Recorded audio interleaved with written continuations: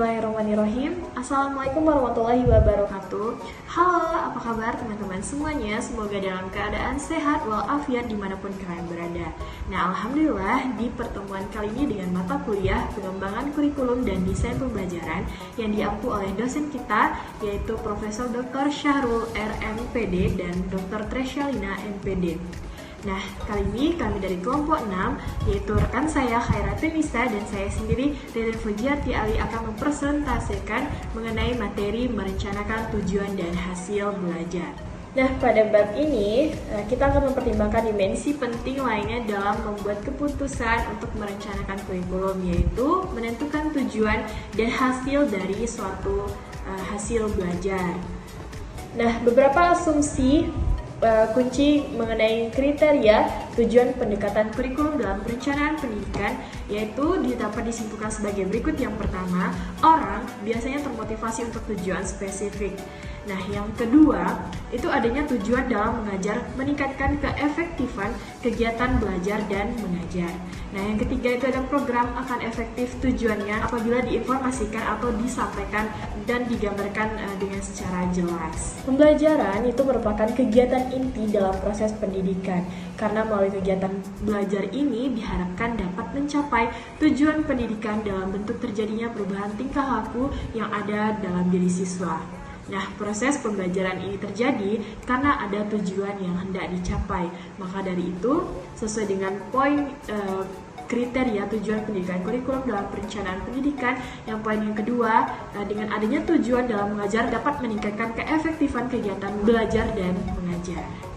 Untuk menghargai bagaimana sistem nilai memperkuat keputusan tentang apa yang harus sekolah ajarkan dan hasil yang harus dicapai, maka kita akan mulai dengan mempertimbangkan 5 ideologi kurikulum dan praktek pengajaran bahasa dalam cara yang berbeda. Yang pertama yaitu ada rasionalisme akademik, yang kedua ada efisiensi sosial dan ekonomi, yang ketiga yaitu ada pembelajaran yang terpusat pada siswa, yang keempat itu rekonstruksi sosial, dan yang terakhir itu ada keberagaman budaya. Nah, dari 5 pandangan kurikulum pada peranan bahasa dalam kurikulum, yang pertama tadi yaitu ada rasionalisme akademik, yaitu peran sekolah itu adalah untuk menyediakan akses untuk mencapai prestasi tentang budaya tertentu dan untuk mengetahui pengetahuan apa yang didapat dari belajar dari bidang pelajaran tertentu. Nah, pandangan ini mencirikan semua kegiatan untuk menganalisa, mengelompokkan, dan pembangunan kembali elemen pengetahuan. Jadi, hal ini bisa menjadi tantangan untuk menghadapi hidup, yaitu menurut pendapat Clark pada tahun 1987 halaman 5. Yang kedua itu ada efisiensi sosial dan ekonomi. Nah, filosofi pendidikan ini menekankan kebutuhan praktek peserta didik dan masyarakat dan peran program pendidikan dalam menciptakan siswa yang produktif secara ekonomi. Orang-orang bisa mengembangkan diri mereka sendiri dan lingkungannya melalui proses perencanaan yang rasional.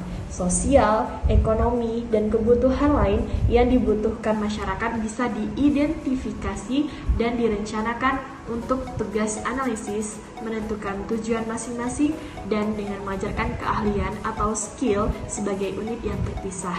Ini menurut Uhur Macher pada tahun 1993 halaman 4. Nah, dengan demikian, para pendukung pendekatan efisiensi sosial itu berpendapat bahwa kurikulum harus merupakan fokus pengetahuan dan keahlian yang relevan atau berhubungan untuk kebutuhan keseharian siswa, dan kurikulum itu harus direncanakan untuk mencapai tujuan praktikal dalam masyarakat. Nah, poin yang ketiga itu ada keterpusatan pada siswa, yang dimana pada masa ini kelompok-kelompok bersama filosofi pendidikan itu menitik beratkan kajian pada kebutuhan individu siswa. Peranan, pengalaman individu dan kebutuhan untuk mengembangkan kesadaran, refleksi diri, berpikir kritis, strategi belajar siswa dan kualitas lain atau keahlian lain yang dianggap penting bagi siswa yang dapat dikembangkan. Menurut pendapat ahli Marsh pada tahun 1986 halaman 201, ia menyatakan bahwa isu kurikulum yang keterpusatan pada siswa ini muncul dan merujuk. Terima kasih kepada saudari moderator. Assalamualaikum warahmatullahi wabarakatuh. Berikutnya, pada bagian saya akan menjelaskan tentang kritik-kritik penggunaan sasaran. Tujuan mengubah pengajaran menjadi sebuah teknologi. Diperdebatkan bahwa tujuan berhubungan dengan efisiensi dari pendidikan. Salah satu asumsi tersebut adalah keefisiensi akan berujung pada kepuasan atau kebenaran. Terdapat sebuah ancaman bahwa perencanaan kurikulum menjadi tugas teknis dari mengubah kebutuhan ke dalam tujuan. Dalam prosesnya, maksud yang lebih luas dari pengajaran dan pembelajaran yaitu contoh menyajikan pengalaman mengajar yang berguna dan berarti. Hal tersebut akan hilang. Komentar, kritik ini lebih diaplikasikan pada bentuk tujuan yang dikenal sebagai tujuan yang berhubungan dengan tingkah laku untuk menjamin bahwa kurikulum mencapai maksud penting dari pendidikan. Maka tujuan harus mencakup hal tersebut. Pengalaman pembelajaran yang berguna dan berarti. Salah satu cara untuk melakukan hal tersebut adalah memasukkan tujuan yang dapat mencakup kedua hasil yang berkaitan dengan bahasa dan hasil yang tidak berkaitan dengan bahasa. Lanjut pada materi berikutnya yaitu tentang kritik dalam penggunaan kompetensi. Penggunaan kompetensi dalam perencanaan juga mendapat kritikan. Kritikan ini fokus pada beberapa isu yang mana pengertian kompetensi menurut Tollefson pada tahun 1986 menyatakan bahwa tidak ada prosedur yang sah dalam mengembangkan spesifikasi kompetensi. Walaupun daftar kompetensi dapat dihasilkan secara intuitif pada beberapa tempat aktivitas, tapi tidak ada cara untuk mengetahui nama aslinya. Kompetensi dideskripsikan berdasarkan intuisi dan pengalaman, yaitu suatu proses yang sama dengan mengembangkan pernyataan dari objektif dan aktivitas.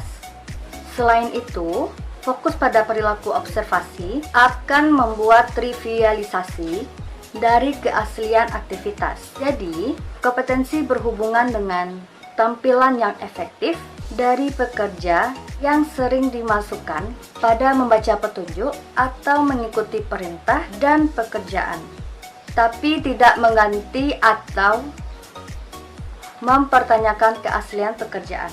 Lanjut pada materi berikutnya yaitu tentang hasil non-bahasa dan proses objektif atau tujuan.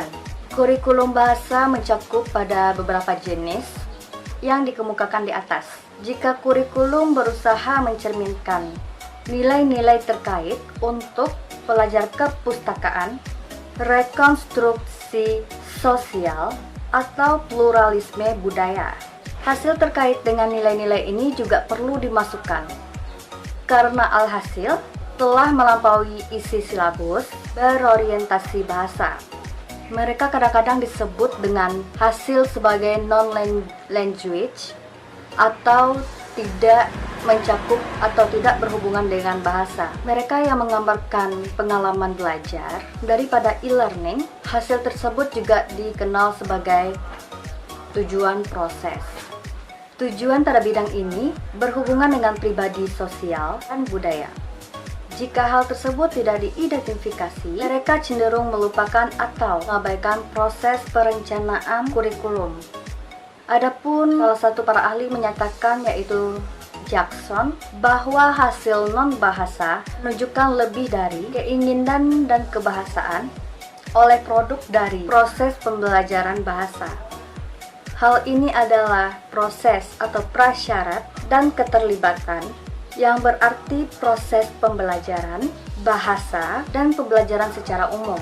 Hasil non-bahasa adalah isu, pembelajaran, dan pembelajaran yang berhubungan dengan mengakses isu dan keadilan untuk yang siswa dan pekerja berbahasa non-bahasa.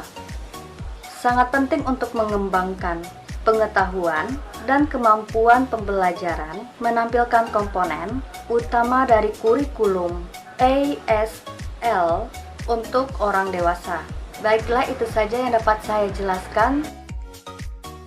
Itulah paparan yang dijelaskan dari kelompok kami. Jika ada salah kata dan perbuatan di dalam video ini, mohon dimaafkan. Wabillahi taufiq wal hidayah. Assalamualaikum warahmatullahi wabarakatuh.